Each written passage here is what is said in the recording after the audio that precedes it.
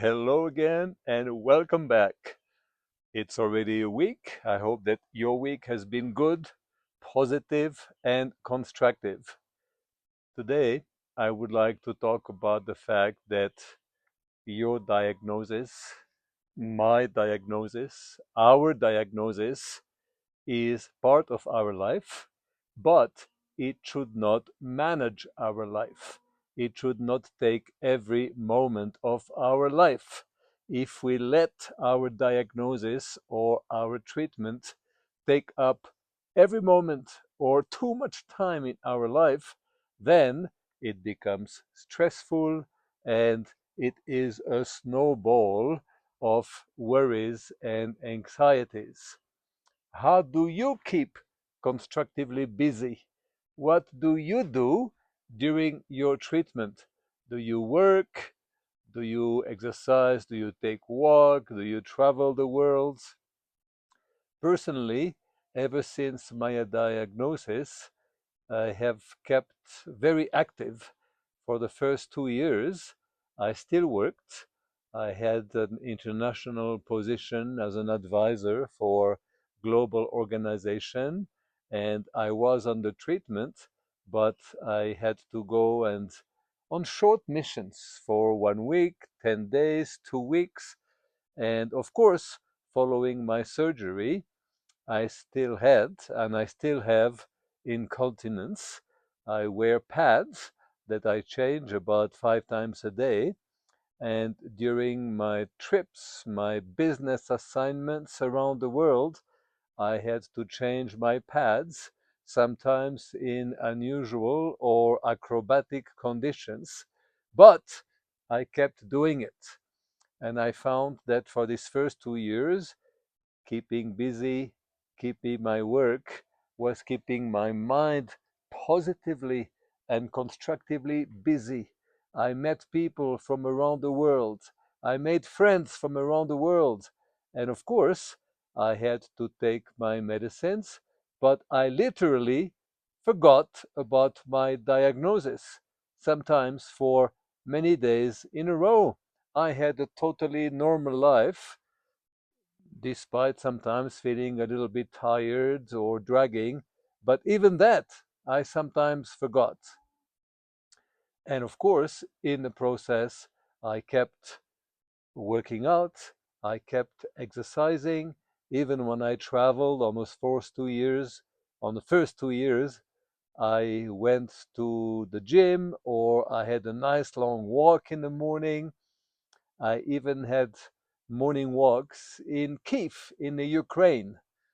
When the sirens went off and the coffee shop opened, I would take a long walk, stop in coffee shops, meet people, make new friends. When I was in Zimbabwe or in Jordan, the same thing. I would get up early and go for a walk, go for a hike, go for a stroll, and most importantly, meet people and make friends. And for the last year, then I have stopped working, mostly because I didn't get any additional assignments. I suppose that my age at 70 does play a role, but I still keep busy. I do some volunteering work for some of those international organizations.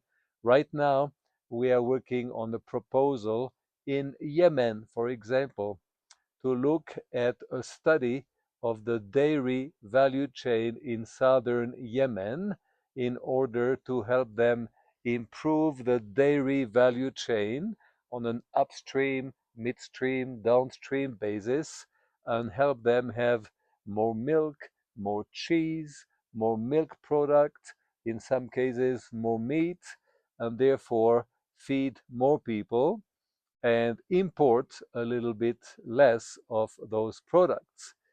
And I work from home. I do this from home. I keep in touch with friends and colleagues around the world. As we have seen in the previous videos, I work out, I exercise every morning. I go 45 to 60 minutes for a nice, relatively long hike here up in the Rockies. My wife and I do it together once in a while. Then during the day, when she goes and rides her horse and I go to the gym, we keep in touch with many friends that we have here. We are lucky enough to have a lot of friends from around the world. So the key is to be in control of your life, not to let your diagnosis manage your life, direct your life, that your time is yours and you decide how you want to spend your time constructively, positively. So, this is what I wanted to pass on today, the message that this diagnosis is part of our life, but in no way should it manage our life and then cause even more stress in a process. So I would truly be interested, how do you keep busy? How do you spend your days as you undergo your treatment? Of course, I still have to have my monthly blood test, my 3 months injections, my pills in the morning, but again, my wife and I, we have a lot of activities. We walk the dogs, we have some gardening, we have quite a vegetable garden here, and we meet up with friends from around the world. We compare notes. I read a lot. I like to read about world affairs, about what's happening.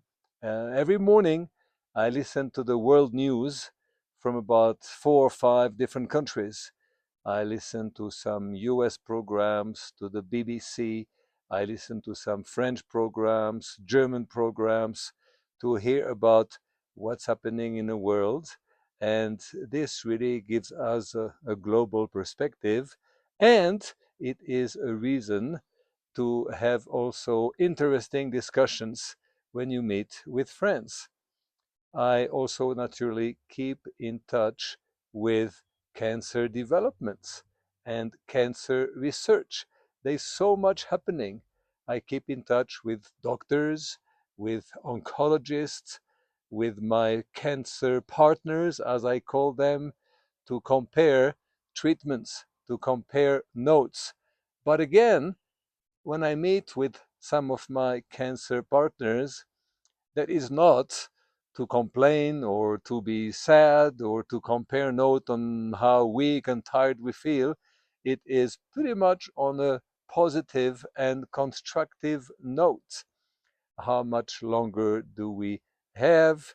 What activities are we going to have? Will we go hiking together? One of my cancer partners is a great baker, so he makes bread, and once or twice a month we buy this wonderful bread that he makes for us. And with other groups of my cancer partners, we go for coffee, we have a little walk, we go by the lake. So, indeed, it's quite important. One of those cancer partners was telling me, you know, Henry, for me, meaning for him, my cancer or my tumor is a tenant, a temporary tenant, not a landlord. I know that I have it for a short period of time. It's going to be over at some point. So I live with it. I know that things will go uphill, will get better. So that are some of the activities. And I would be very interested to have news from you. What do you do during your treatment? How do you keep busy? How do you meet people and make friends? What do you read?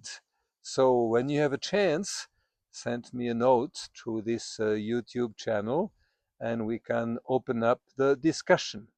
Recently, I also became part of a group called Cancer Walk. You can go online, they have a website. We now have a call every Wednesday, and it's really fun in a way to talk to cancer partners from around the world. We have some people from the islands in the Caribbean, from all parts of the US. We even have a patient, a partner from the Ukraine. So we have all kinds of fun and interesting discussions.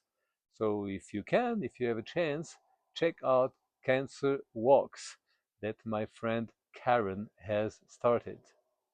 So this is for this week. I hope that you keep constructively and happily busy. And don't forget that you are like a candle. You can light up so many more candles without losing any of your brightness. Until next time, I wish you health and happiness. Thank you.